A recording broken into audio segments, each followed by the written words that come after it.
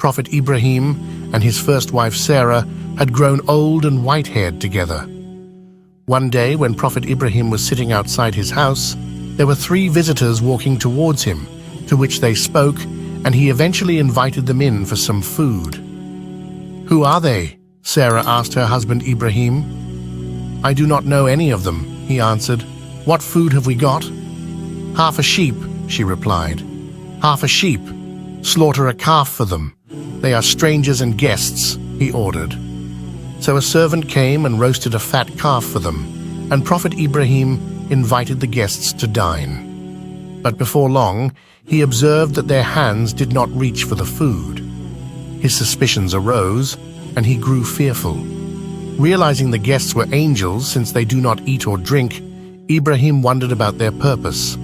They said, "Fear not, we have been sent to the people of Lut." However, before they went and visited Lut in Sodom, they also gave Prophet Ibrahim and his wife good news. They told him that he will have a son and should call him Ishaq, and that he will live to be a prophet.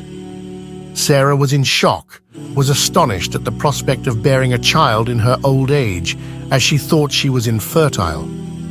She expressed her wonderment, "Alas for me, shall I bear a child, seeing I am an old woman, and my husband here is an old man?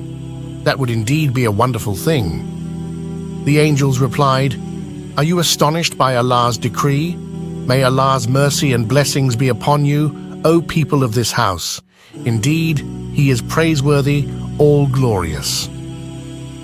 Eventually, after some time, Sarah became pregnant and gave birth to a boy, to which her and Ibrahim named him Ishaq.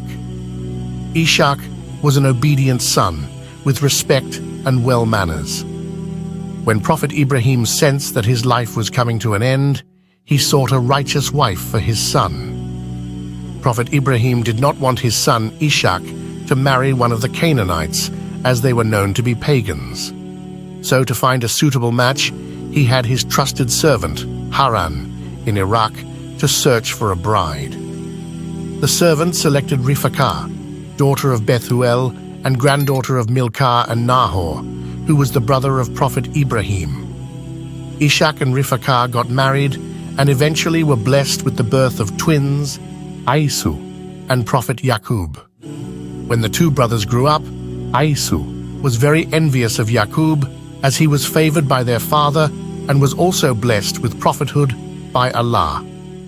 When Ishaq grew old and his eyesight had weakened, he had a desire for food, so he asked his son Aisu to go hunting and bring him some cooked food. Aisu asked him to bless the food and pray for him. Aisu, a hunter, went out to get his father the meat.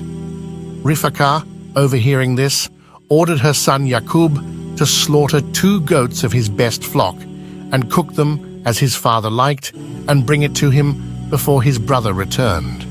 When he approached his father with the food, his father asked, "Who are you?" Yaqub answered, "I am your son."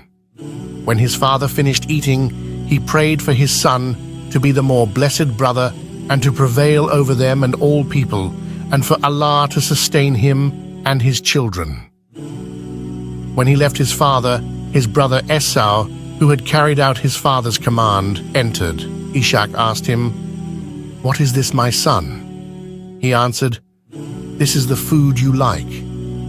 Ishaq asked, "Did you bring it an hour ago and ask me to pray for you?"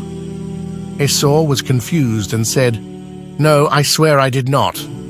He knew his brother had preceded him in this matter, and he was sick at heart.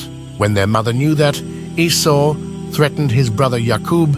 She commanded Yaqub to go to her brother Laban in the land of Haran, and abide with him for a time until his brother's anger had went, and to marry one of the Laban's daughters. She told her husband Ishaq to command him with that advice and pray for him, and he did. Yaqub then fled the city, and eventually, after a period of time, Prophet Ishaq fell ill and passed away when he was 180 years old, where he was then buried next to his father, Prophet Ibrahim.